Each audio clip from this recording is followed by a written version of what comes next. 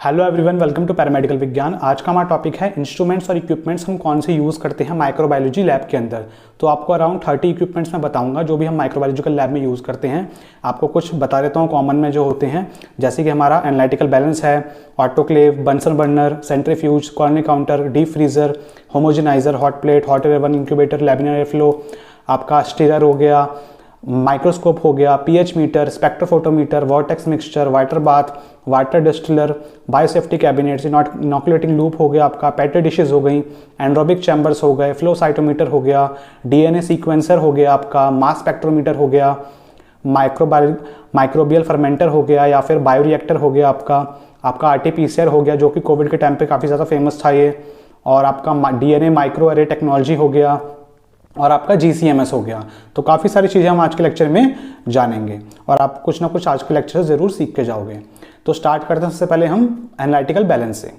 Analytical balance is a type of balance that is commonly use for the measuring of mass. तो ये आपका मास major करने के लिए होता है, वेट करने के लिए इस्तेमाल करा जाता है आपका ये, किसी चीज़ का वेट करने के लिए।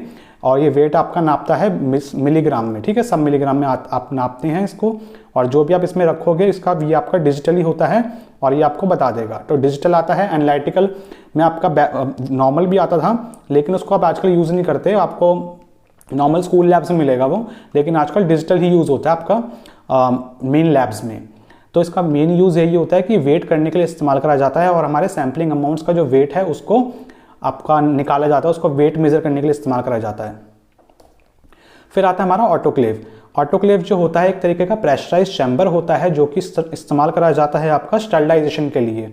आपका किसी चीज़ से आपको बैक्टीरिया वगैरह आपको हटाने हैं, स्टरलाइजेशन करना है, डिसइंफेक्शन करना है, उसके लिए यूज़ होता है।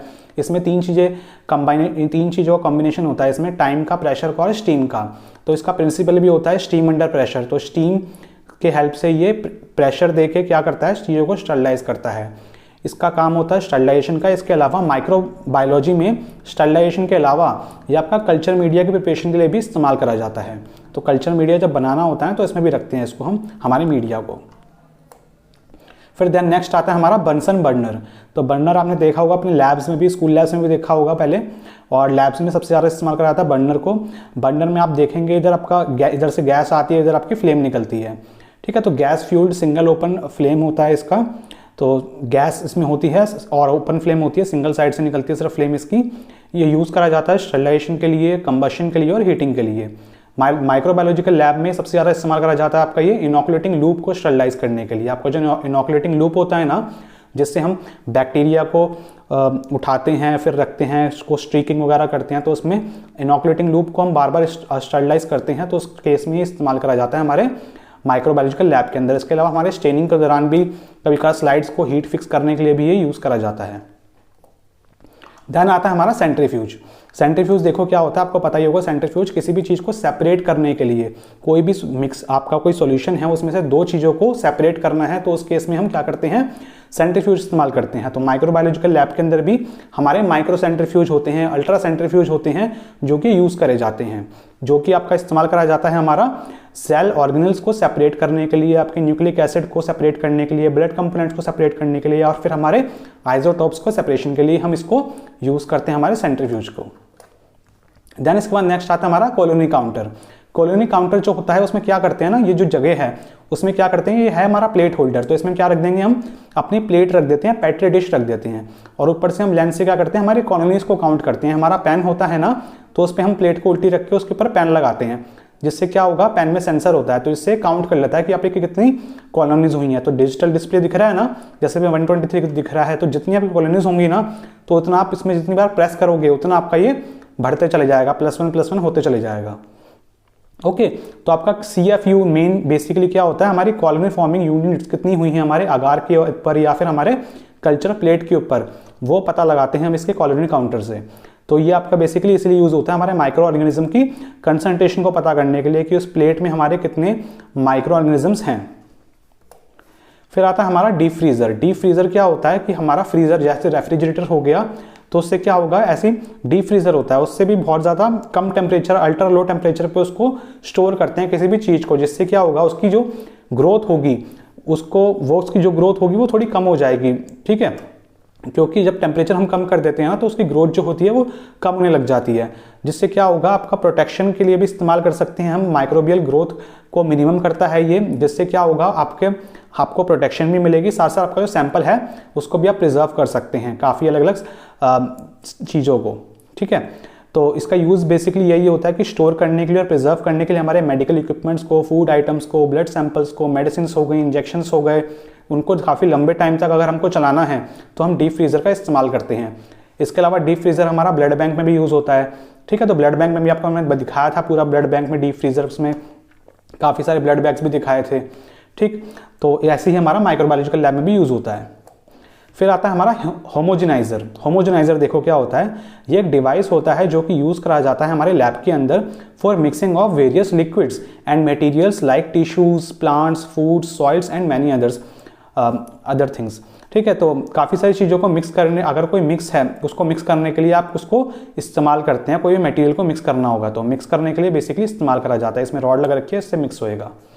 Homogeniser is primarily use to disturb cells to acquire cell organelles. ये बेसिकली क्या इस ज़्यादातर यूज होता है आपका सेल को डिस्टर्ब करने के लिए, उसको तोड़ने के लिए, ताकि सेल जब टूटेगा तो सेल के अंदर से जो ऑर्गेनल्स हैं, माइटोकॉन्ड्रिया है, गोल्गी अपरेटस है, एंडोप्लाज्मिक रेटिकुलम है, ये सब चीज़ें हम बाहर निकाल सकते हैं हमारे स्टडी के लिए, ताकि हम उस पर स्टडी कर पाएँ। It is use for the preparation step for before the extraction and purification of macromolecules like proteins, nucleic acid and lipids. तो जब अगर हमको मैक्रोमॉलिक्यूल्स चाहिए होते हैं, उनको एक्सट्रैक्ट करना होता है, प्योरिफिकेशन करनी होती है उनकी प्रोटीन्स की, न्यूक्लिक एसिड्स की, लिपिड्स की, तो उस केस में भी सबसे पहला काम आप क्या करते हैं, उसको होमोजेनाइजर में उसको निकालते हैं। ठीक है, ताकि वो एक्सट्रैक्ट होकर बाहर निकले हमारे प्रोटीन, न्यूक्लिक एसिड्स। तो होमोजेनाइजर का हमारा ये काम होता है। देन इसके बाद आता है हमारा हॉट प्लेट। हॉट प्लेट देखो इस तरीके की दिखती है। तो हॉट प्लेट ज़्यादातर आपकी माइक्रोबायोलॉजी लैब में जो होती है ना, ये इस्तेमाल होती है हमारे आपके जो मीडिया होता है उस दौरान ये इस्तेमाल होती है मीडिया के प्रिपरेशन के लिए। जब मीडिया आपको बनाना होता है तब इस प्लेट पे हम रख देते हैं उसको और धीरे धीरे करके उसको हिलाते रहते हैं।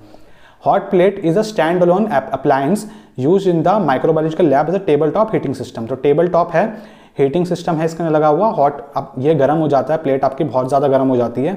ठीक है, तो ये यूज़ करी जाती है हमारे ग्लासवेयर्स और इसके कंपोनेंट्स को हीट करने के लिए। जो भी ग्लासवेयर्स होंगे उसको हीट करने के लिए भी यूज़ करी जा सकती है। इसके अलावा आपका मीडिया प्रिपरेशन में सबसे ज़्यादा ये यूज़ होती है hot plate.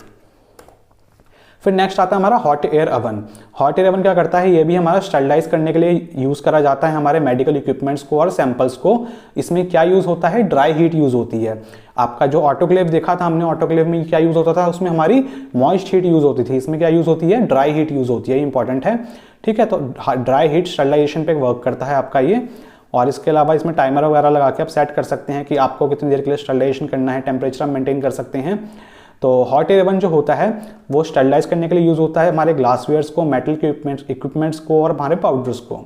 It allows for the destruction of micro organisms as well as bacterial spores.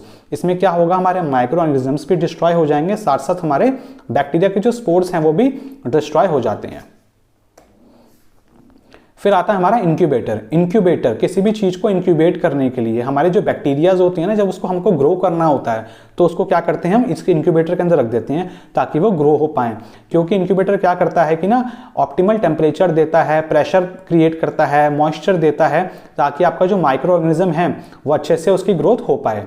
तो इंक्यूबेटर एक ऐसा डिवाइस होता है जो कि इस्तेमाल करा जाता है ग्रोथ के लिए और मेंटेनेंस के लिए हमारे माइक्रो ऑर्गेनिज्म की और हमारे कल्चर के लिए, जो भी हमने कल्चर लगाया है। कल्चर मतलब वही है जिसको भी ऑर्गेनिज्म को आपने ग्रो करवाया उसको हम कल्चर बोल देंगे। It is used in the cell culture. Cell culture में इस्तेमाल होगा हमारा ये। फार्मास्यूटिकल इंडस्ट्री में भी यूज़ होता है इसका, हेमेटोलॉजी में भी इस्तेमाल होता है इसका, बायोकेमिकल में भी, बायोकेमिस्ट्री लैब में इस्तेमाल होता है। सब मतलब हर लैब में आपको आपका इंक्यूबेटर देखने को मिलेगा ही मिलेगा, सबसे कॉमन है इंक्यूबेटर आपका। फिर आता है हमारा laminar air flow. Laminar air flow देखो क्या होता है, this device create a sterilised environment with the flow of sterile air through a high efficiency particulate air, जिसको हम हिपा फिल्टर भी बोलते हैं। ठीक है, तो एयर जो होगी इसमें से बिल्कुल हिपा मतलब प्रॉपरली फिल्टर होकर आती है। और short wave, ultraviolet, germicidal lamp भी लगा हुआ है, यूवी लैंप भी लगा हुआ है। जर्मिसाइडल मतलब कि जर्म्स को किल कर देगा, ऐसे लैंप लगा हुआ है, यूवी लैंप है। ठीक है, एक लैंप भी लगा होता है इसके अंदर जो कि स्टरलाइज कर देता है पूरे वर्क स्टेशन को। ठीक है, इसके अंदर जो भी एरिया, फिर ये जो जहाँ पे आपका वर्क स्टेशन इसको बोलेंगे, जो भी हमारा बेंच के अंदर वाला एरिया होगा, एक शीशा लगा होता है, तो उसके अंदर वाला जितना भी एरिया होगा ना वो सारा सारा कैसा होता है, स्टरलाइज हो जाता है, तो उसके अंदर हम काम कर सकते हैं। तो लैमिनार एयर फ्लो को क्या बोलते हैं हम, लैमिनार हुड भी बोलते हैं। It is commonly used to conduct processes that are sensitive to contamination. तो ऐसे प्रोसेसेस करते हैं जब आपका कंटेमिनेशन होने के बहुत ज़्यादा चांसेस होते हैं। फॉर एग्जांपल, जब आप मीडिया आपने जो प्रिपेयर कर लिया उसको आप जब पेट्री डिश में डालते हो, तो आप उसको नॉर्मली ऐसे इन्वायरमेंट में डालोगे ना, तो उसमें कंटेमिनेशन होने के चांसेस हो जाते हैं। तो उस केस में क्या करते हैं हम, इस लैमिनार एयर फ्लो का इस्तेमाल करते हैं। तो उसके अंदर हम उसको पेट्री डिश में पोर करते हैं जितना हमको करना होता है, ठीक है। जिससे क्या होगा, उसमें कंटेमिनेशन के चांसेस बिल्कुल कम हो जाएंगे, ना के बराबर हो जाएंगे। क्यों? क्योंकि उसमें हिपा फिल्टर्स भी लगे हुए हैं, आपकी जो एयर होगी उसमें कोई बैक्टीरिया नहीं होगा। इसका फिल्टर का यही काम होता है, जो हमारे एटमॉस्फेयर में जो भी एयर में भी कोई बैक्टीरिया वगैरह होंगे ना, उसको भी किल कर देगा। इसके अलावा उसमें यूवी लाइट भी दे रखी है, अगर कोई वैसे कोई एनवायरनमेंट में होगा तो भी उसको किल कर देगा। तो प्रॉपर आपका अच्छा एटमॉस्फेयर ये क्रिएट करता है लैमिनार एयर फ्लो। फिर इसके बाद नेक्स्ट आता है हमारा मैग्नेटिक स्टीरर। मैग्नेटिक, इसमें मैग्नेट लगी होती है, देखो आप दिखा भी रखिए एक मैग्नेट, ठीक है। तो ये भी यूज करा जाता है हमारे मिक्सिंग के लिए, ठीक है। तो मिक्सिंग के लिए यूज करा जाता है। It is coupled with a heating system to heat the liquid while it is mixed. तो इसमें क्या होगा, मिक्सिंग के दौरान अगर किसी चीज को आपको हीट भी करना है, ठीक है, तो नीचे इसके क्या लग रखी है, हॉट प्लेट भी लग रखी है। तो हीट भी करेगा, साथ साथ उसको ये क्या करेगा, मिक्स भी करेगा। तो दोनों चीजें होती हैं इसमें। स्टीरर के लिए आपका मिक्स करने के लिए क्या लग रखा है, इसमें मैग्नेट लग रखी है, स्टीरर मैग्नेट है, जो कि उसको क्या करेगी, मिक्स करवाएगी, नीचे से हीट भी मिल रही है इसको। फिर आता है हमारा मोस्ट कॉमन माइक्रोस्कोप, जो कि लैब की जान होता है बिल्कुल।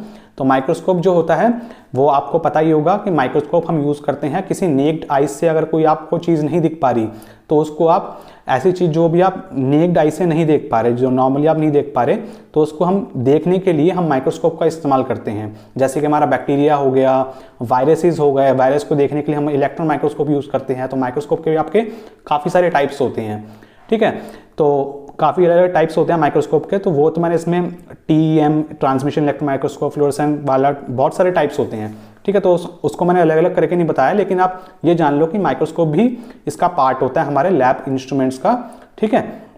तो हमारे माइन्यूट पार्टिकल को देखने के लिए हम इस्तेमाल करते हैं, बैक्टीरिया वगैरह को देखने के लिए इसको देखेंगे, हम माइक्रोस्कोप को यूज़ करते हैं। बैक्टीरिया, फंगस, कोई भी माइक्रोऑर्गेनिज्म होगा ना, उसको हम देख लेंगे इस माइक्रोस्कोप से। फिर नेक्स्ट आता है इसके बाद हमारा pH मीटर।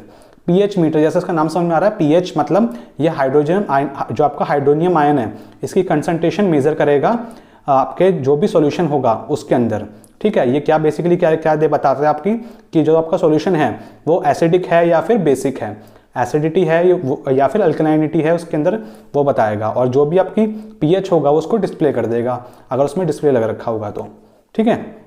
आजकल तो ज़्यादातर डिस्प्ले वाला यूज़ कर रहे हैं। फिर नेक्स्ट आता है इसके बाद स्पेक्ट्रोफोटोमीटर। स्पेक्ट्रोफोटोमीटर जैसे कि आपने मे बी आपका वीडियो देखी होगी मेरी, अगर आपने प्यूरर फ्लूइड वाली, तो उसमें मैंने आपको दिखा रखा है स्पेक्ट्रोफोटोमीटर। उसमें मैंने 2-3 तरह टेस्ट भी दिखा रखे हैं आपको उसमें स्पेक्ट्रोफोटोमीटर में। तो स्पेक्ट्रोफोटोमीटर में क्या होता है कि ना, ये ऑप्टिकल इंस्ट्रूमेंट होता है जो कि क्या करता है, आपका मेजर करता है आपकी लाइट की इंटेंसिटी आपके वेवलेंथ के रिलेशन में। इसमें क्या होगा ना, जितनी भी लाइट एब्जॉर्ब होगी, एक जगह से इधर से लाइट देंगे और आपका क्या होगा, इधर सॉल्यूशन रख देंगे। सॉल्यूशन से जब लाइट पास होगी तो कुछ जो लाइट होगी वो एब्जॉर्ब हो जाएगी, उसके बाद फिर कुछ लाइट निकलेगी। तो जितनी लाइट एब्जॉर्ब होगी उसके बेसिस पे हम क्या करते हैं, उसकी क्वांटिटी मेजर कर पाते हैं, ठीक है। उसको वो बियर्ड-लैम्बर्ट लॉ पे आपका डिपेंड होता है आपका स्पेक्ट्रोफोटोमीटर। तो ये यूज होता है आपका। तो ये आपका इस्तेमाल होता है बेसिकली कंसंट्रेशन जानने के लिए, आपके प्रोटीन की, न्यूक्लिक एसिड की, बैक्टीरियल के ग्रोथ की, आपके एंजाइमेटिक रिएक्शंस के लिए। तो इसको हम इस्तेमाल करते हैं हमारे स्पेक्ट्रोफोटोमीटर को, ठीक है। तो माइक्रोबायोलॉजी के अलावा आपका बायोकेमिस्ट्री लैब में भी बहुत ज़्यादा इस्तेमाल होता है हमारे स्पेक्ट्रोफोटोमीटर का। फिर नेक्स्ट आता है हमारा वोर्टेक्स मिक्सचर। तो वोर्टेक्स मिक्सचर देखो क्या होता है, it is used for the mixing of samples in glass tubes और फ्लास्क इन लैब्स। तो वोर्टेक्स मिक्सचर भी यूज़ करा जाता है आपके ग्लास ट्यूब्स या फिर फ्लास्क को अच्छे से मिक्स करने के लिए। जो भी आपका सैंपल होगा, स्मॉल अमाउंट में अगर कोई सैंपल है तो उसको आप इसमें मिक्स कर सकते हैं, ठीक है। इसके बाद नेक्स्ट आता है हमारा वाटर बाथ। वाटर बाथ देखो क्या होता है, it is used for the chemical reaction that are required a controlled environment at a constant temperature. उन केमिकल रिएक्शन को कराने के लिए इस्तेमाल करा जाता है जिसको एक इन्वायरमेंट चाहिए प्रॉपर, और एक प्रॉपर टेम्परेचर चाहिए, कांस्टेंट टेम्परेचर चाहिए, टेम्परेचर में फ्लक्चुएशन नहीं होनी चाहिए। Water bath are primarily used for the heating samples under a controlled temperature. These are suitable for the heating chemicals that might be flammable under direct ignition. अगर कोई chemical ऐसा है जिसको हम डायरेक्टली अगर हीट देंगे ना तो वो जल जाएगा, ठीक है, फ्लेमेबल होगा, तो उसको हम क्या करेंगे, वाटर बाथ में डाल के ही उसको उसका टेम्परेचर मेंटेन करेंगे, ठीक है. तो उसमें उसके क्या होगा, उसमें उसको फ्लेमेबल उसको हो नहीं पाएगा वो, तो इसलिए वाटर बाथ यूज़ करा जाता है. इसके अलावा हमारा जो पीटी टेस्ट होता है हमारे हिमैट के अंदर, वो भी हमारा वाटर बाथ के अंदर ही करा जाता है. इसमें हम पीटी आयनर लगाते हैं. ओके, तो आपको नॉलेज के लिए बता रहा हूँ वैसे मैं. इसके बाद देखिए हम वाटर डिस्टिलर. वाटर डिस्टिलर देखो क्या होता है, आपका मेजरली लैब्स में लगा होता है वाटर डिस्टिलर. आपका नॉर्मल पानी से क्या बनाएगा, ये आपका बना देता है आपका डिस्टिल वाटर. क्योंकि हमारे लैब्स के अंदर क्या होता है, बहुत ज़्यादा आपको डिस्टिल वाटर की नीड होती है. बार बार हर चीज़ में आपको डिस्टिल वाटर चाहिए, स्टेनिंग के लिए चाहिए, सैंपल लगा रहे हो तब चाहिए, तो बहुत सारी चीज़ों में मीडिया प्रिपेयर कर रहे हो तब भी चाहिए. तो बहुत सारी चीज़ों में क्या करते हैं, डिस्टिल वाटर का हमारा इस्तेमाल होता है. तो बार बार खरीद के लाएंगे तो बहुत ज़्यादा महंगा पड़ जाता है, कॉस्टली पड़ता है लैब को. तो क्या होता है, डिस्टिलर लगा देते हैं. डिस्टिलर प्लांट भी लगा होता है बहुत बहुत बड़ी बड़ी लैब्स में, ठीक है. तो एक डिवाइस होता है जो कि क्या करता है, purify water by the process of distillation, जो कि वाटर को प्यूरिफाई करेगा डिस्टिलेशन प्रोसेस से. It is used to obtain distil water required for the many lab test as well as for the preparation of culture media. तो lab test के लिए, culture media के preparation के लिए आपको ये डिस्टिल वाटर चाहिए होता है, ठीक है. फिर नेक्स्ट आता है हमारा बायोसेफ्टी कैबिनेट्स. बायोसेफ्टी कैबिनेट्स देखो 3 क्लासेस में होते हैं, क्लास 1, क्लास 2, क्लास 3. और जितने ज़्यादा आपका नीचे क्लास का आते जाएगा फिर उतना वो टॉप नॉच होते जाता है, ठीक है, मतलब कि उसकी क्वालिटी और ज़्यादा बेटर होती जाती है. It provide a sterile and enclosed environment for handling pathogenic microorganisms to protect the operator and prevent contamination. ये क्या करता है, प्रोवाइड करता है स्टेराइल और इंक्लोज्ड एनवायरनमेंट, बिल्कुल इंक्लोज्ड एनवायरनमेंट, बिल्कुल बंद एनवायरनमेंट बिल्कुल प्रोवाइड करेगा, और स्टेराइल एनवायरनमेंट प्रोवाइड करेगा, ताकि अगर आपको कोई पैथोजेनिक माइक्रो ऑर्गेनिज्म को हैंडल करना हो तो उस केस में आप उसको हैंडल कर पाओ, वो फिर आपको कंटेमिनेशन का खतरा कम हो. तो उसको प्रिवेंट करने के लिए हम बायोसेफ्टी कैबिनेट्स को इस्तेमाल करते हैं. कोई ऐसा केमिकल आ गया, कोई ऐसी ऑर्गेनिज्म आ गया जिससे आपको खतरा हो सकता है, तो उसको हम इसमें कैबिनेट के अंदर उसके अंदर प्रिपरेशन करके जो भी उसको एक्सपेरिमेंटेशन करना है आपको वो इसमें करते हैं हम. फिर इसका नेक्स्ट आता है हमारा inoculating loop and needles. Inoculating loop ये क्या करा, ये यूज होता है हमारा, ये लूप है, ये देखो आगे बन रखा है तो ये लूप हो गया, गोल गोल बन रखा है तो ये हो गया लूप. और निडल क्या होता है, बिल्कुल सीधी हो गई तो क्या है, ये निडल है, ठीक है. और दोनों की आगे प्लेटिनम वायर लगी होती है. It is use to transfer and streak microorganism on to agar plates. ये किस लिए यूज किया जाता है, ट्रांसफर करने के लिए और स्ट्रीक करने के लिए माइक्रोऑर्गेनिज्म को आपकी अगार प्लेट पे, ताकि आप आइसोलेट कर पाओ या फिर कल्चर कर पाओ हमारे बैक्टीरिया को. तो इनोकुलेटिंग लूप भी बहुत ज़्यादा इस्तेमाल होता है. फिर आती है हमारी पेट्री डिश. पेट्री डिश किसी ऑर्गेनिज्म को अगर आपको कल्चर करवाना हो हमारे सॉलिड मीडिया पे, तो ये पेट्री डिश होती है. इसके अंदर क्या करते हैं, मीडिया डाल देते हैं. जो भी हमने मीडिया प्रिपेयर करते हैं, हमारा मीडिया क्या हो गया, बेसिकली बैक्टीरिया का खाना हो गया, ठीक है. तो जो भी हमने खाना प्रिपेयर करा ताकि वो खाए पिए, बड़ा हो, ग्रो हो, अपना डिवीजन करे, सेल डिवीजन करे, बच्चे करे, जिससे उसकी ग्रोथ बने, उसकी कॉलोनी बने, ताकि उसको हम बाद में काउंट करें कॉलोनी काउंटर पे, ठीक है. और जो भी हमको उसके बाद काम करना है वो करें. तो ये पेट्री डिश होती है, ठीक है, इस तरीके की.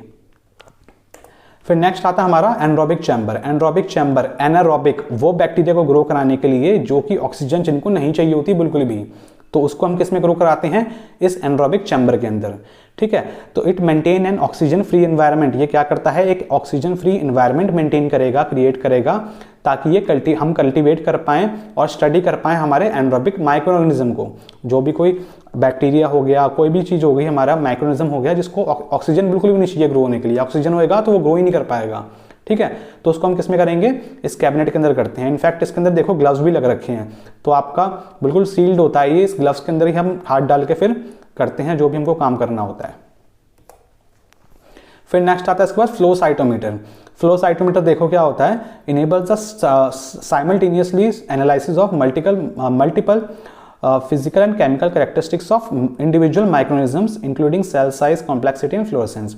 तो ये क्या करता है, आपको एनालाइज कराने में हेल्प करेगा आपके काफ़ी सारे अलग अलग फिजिकल और केमिकल कैरेक्टरिस्टिक्स आपके माइक्रोऑर्गेनिज्म की.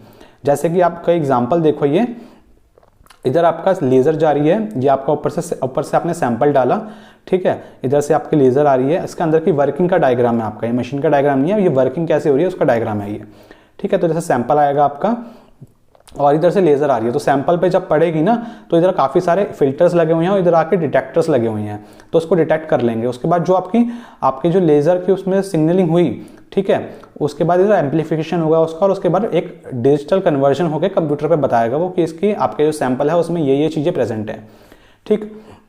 जिससे आप क्या पता लगा सकते हो कि आपका जो सेल है उसका साइज़ कैसा है, कितना ज़्यादा कॉम्प्लेक्स है, फ्लोरेसेंट है कि नहीं है, वो सब चीज़ें से पता लगा सकते हो फ्लो साइटोमीटर से। फिर आता है हमारा DNA sequencer.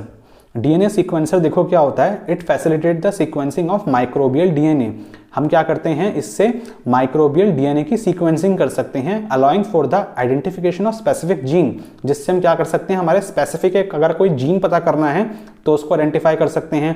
Analysis of genetic diversity, हमारा जो माइक्रो ऑर्गेनिज्म है वो कितना ज़्यादा डाइवर्सिटी हो गई है, उसके अंदर कितना ज़्यादा अडेप्टेशन हो गया है पहले से, कि पहले जो बैक्टीरिया ऐसा था उसमें कितना ज़्यादा कन्वर्जन हो गया है डिवीजन के बाद, वो सब हम देख सकते हैं। And understanding of microbial evolution, तो उसका एवोल्यूशन कितना हुआ है वो सब हम इसमें पता लगा सकते हैं डीएनए सीक्वेंसर से, ठीक है। तो इसमें क्या हुआ, इस तरीके से इधर सैंपल डाला जाता है, इधर आपका माइक्रोफ्लूइडिक सिस्टम होता है पूरा, इधर आपका नैनोप्रोब एरे होता है, और इधर आपका ऑप्टिकल सिस्टम लगा होता है, और उसके बाद डीएनए डाटा एनालिसिस होता है इधर, और उसके बाद डाटा एनालाइज होकर इधर आपका जो भी आपका होता है इधर डिस्प्ले हो जाता है उसका पूरा डीएनए, ठीक। तो ये होता है हमारा डीएनए सीक्वेंसर। फिर नेक्स्ट आता है इसके बाद मास spectrometer. It helps in the identification of microbial protein. ये किस लिए यूज करा जाता है, हमारे माइक्रोबियल प्रोटीन के पता लगाने के लिए, या फिर हमारे कोई बायोमॉलिक्यूल है प्रोटीन के अलावा, कोई भी हो सकता है, कोई और चीज़, विटामिन हो गया, कार्बोहाइड्रेट हो गया, कोई भी हमारा बायोमॉलिक्यूल चीज़ है उसको पता लगाने के लिए हम इसको इस्तेमाल करते हैं, कोई एंजाइम हो गया, कुछ भी हो गया। By measuring the mass to charge ratio of ions, क्या मेजर करता है ये, मास टू चार्ज रेशियो हमारे आयंस का।